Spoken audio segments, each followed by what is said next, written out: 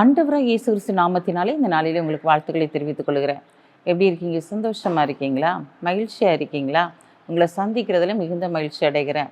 பிறந்த நாளை திரும்ப நாளை கொண்டாடுகிற பள்ளிகளை இயேசுவின் நாமத்தினால் ஆசீர்வதிக்கிறேன். இந்த நாளிலும் ஒவ்வொரு நாளும் நாங்கள் உங்களுக்காக ஜெபிக்கிறோம். நீங்களே எங்களுக்காக ஜெபித்து கொள்ளுங்கள்.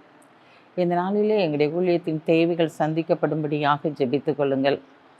அநேகர் சாட்சி எழுதி அனுப்புகிறீங்க. கர்த்தருடைய நாமம் மகிமைப்படுவதாக. அநேக ஜெப குறிப்புகளை அனுப்புகிறீங்க. அதற்காக தேவனுக்கு நன்றி செலுத்துகிறோம். நாங்கள் இந்த ஜெப குறிப்புகளுக்காக ஜெபிக்கிறோம். நீங்கள் கமெண்ட் பண்ணுற ஒவ்வொரு காரியத்தில் நீங்கள் எதற்காக ஜெபிக்க சொல்கிறீங்களோ அதற்காக எங்களுடைய ஜெபக்குழுவினர் ஒவ்வொரு நாளும் உங்களுக்காக ஜெபித்து கொண்டு இருக்கிறாங்க. எங்களுடைய ஜெபக்குழுவினருக்காகவும் நீங்கள் நினைச்சீங்க ஜெபித்து கொள்ளுங்கள். இந்த நாளிலும் கூட அநேக காரியங்களில் நாம் கலங்கி தவிக்கிறவர்களாக இருக்கிறோம்.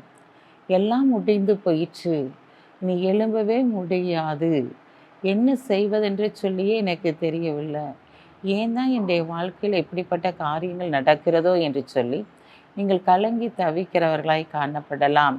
வேதனைப்பட்டு துக்கிக்கிறவர்களாய் காணப்படலாம்.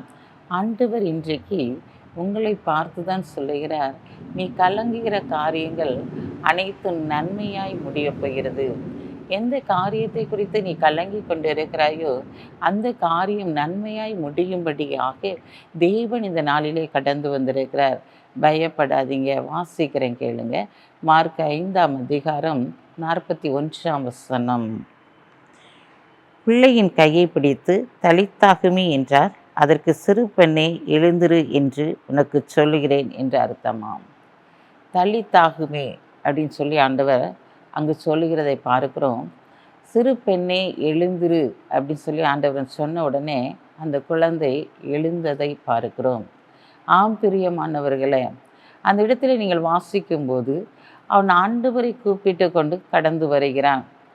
ஆண்டவரால் தான் இதை சுகம் கொடுக்க முடியும் அப்படின்னு சொல்லிட்டு அவன் கடந்து வரும்போது அங்கே அவனுடைய குழந்தை மறித்து போயிட்டு, போதகரை நீங்கள் என்ன செய்ய வேண்டாம், கூப்பிட வேண்டாம் அப்படின்னு சொல்லிட்டு தொந்தரவு பண்ண வேண்டாம் அப்படின்னு சொல்லி அங்கே சொல்லப்படுகிறதை பார்க்குறோம். எல்லாம் முடிஞ்சு போச்சு, எல்லாரும் அழுதுக்கு பாடு போட்டுக்கிட்டு இருக்காங்க. ஆனால் ஏசு அந்த இடத்திற்குள்ளே கடந்து வரும்போது அந்த குழந்தை இருந்த ரூமுக்குள்ளே பெற்றோரை அழைத்து கொண்டு அங்கே செல்லுகிறார். அந்த இடத்துல என்ன நடக்கிறது என்று சொல்லி பார்க்கும்போது தலித்தாகுமி என்று சொல்லி குழந்தையுடைய கையை பிடித்த மாத்திரத்தில் அந்த குழந்தை எழுந்ததை பார்க்கிறோம். முடிந்து போன ஒரு சூழ்நிலை, எல்லாம் முடிஞ்சிச்சு, இனி எப்படி மறைத்து போன குழந்தை எப்படி எழும்பும் என்று சொல்லி எல்லாரும் ஏக்கத்தோடு பார்க்குற சூழ்நிலையில் தேவன் அவனுடைய விசுவாசத்தை வர்த்திக்க பண்ணி நன்மையாய் முடிய பண்ணினார். அதுபோல தான் இன்றைக்கு நம்முடைய வாழ்க்கையில் நன்மையாய் முடிய பண்ணும்படியாக எந்த காரியெல்லாம் முடிஞ்சு போச்சுன்னு சொல்லி நினைக்கிங்களோ அந்த காரியத்தை தேவன் மீண்டுமாய் எடுத்து நிறுத்தி உங்களை உயர்த்த போகிறார். இந்த காரியெல்லாம் நடக்கவே நடக்காது, எவ்வளவோ நானும் பிரயாசப்பட்டுட்டேன், அது நடக்கலைன்னு சொல்லி நீங்கள் கவலைப்பட்டு கலங்குறீங்களா? உங்களை பார்த்தா ஆண்டவர் சொல்கிறாரு, நான் நன்மையாய் முடிய பண்ணும்படியாக மீண்டும் அந்த காரியத்தை நான் துளிர்க்க பண்ணி மீண்டும் உன் தலையை நான் உயர்த்துவேன் என்று சொல்லுகிறவர் உன் அருகிலே கடந்து வந்திருக்கிறார். ஆம் பிரியமான சகோதரனே சகோதரியே, உன்னுடைய வாழ்க்கையில் என்னென்ன காரியங்கள் முடிந்து போயிற்று என்று சொல்லி நினைக்கிறாயோ அத்தனை காரியங்களும் மீண்டும் துளிர்க்க போகிறது. எந்த காரியத்தில் என் குடும்பத்தில் இருக்கிற பிரச்சனைகள் மாறவே மாறாது, எல்லாம் முடிஞ்சு போயிற்றுன்னு சொல்லி நினைக்கிறாயா? உன் மகளுடைய வாழ்க்கையை தேவன் துளிர்க்கும்படியாக மீண்டுமாய் கடந்து வந்திருக்கிறார். பிரிந்து போன குடும்பங்களை மீண்டுமாய் திரும்ப எடுத்து நிறுத்தும்படியாய் தேவன் கடந்து வந்திருக்கிறார். இது மனுஷனால் கூடாது தான், ஆனால் தேவனாலே எல்லாம் கூடும் என்று சொல்லி நாம் பார்க்கிறோம். தேவனுடைய கரம் உங்க கூட இருக்கிறபடியினால தேவன் இந்த நாளிலே முடிந்து போன காரியங்களை மீண்டும் எழுப்பும்படியாய் கடந்து வந்திருக்கிறார். அந்த சிறுமியை எப்படி எழுப்பினாரோ அதுபோல் உன்னுடைய குடும்பத்தில் இருக்க எல்லா காரியங்களும் மாற்றப்பட்டு மீண்டும் அதே நிலைமையிலே உன் தலையை உயர்த்தி தேவன் உன்னை கனப்படுத்தும்படியாக உன்னை ஆசீர்வதிக்கும்படியாய் கடந்து வந்திருக்கிறார். மகனே மகளே, நீ பயப்படாத. இது நன்மையாய் உன்னுடைய காரியங்கள் அனைத்து முடிய போகிறது. எந்த மனிதர்கள் உங்களுக்கு விரோதமாய் பேசினார்களோ, எந்த மனிதர்கள் உங்களுக்கு விரோதமாய் நின்றார்களோ, அவர்களுக்கு மத்தியில் தேவன் உங்களை உயர்த்தும்படியாக, நன்மையானதை செய்யும்படியாக, தேவன் இவர்களோடு கூட இருக்கிறார் என்று சொல்லி அறிந்து கொள்ளும்படியான காரியங்கள் நடக்கும்படியான நாட்கள் இந்த நாட்களாக இருக்கிறபடியினாலே, இந்த நாட்களை நீ நன்மையானதை பார்க்க போகிறீங்க. பயப்படாதீங்க. கண்களை மூடி ஜெபிப்போம்.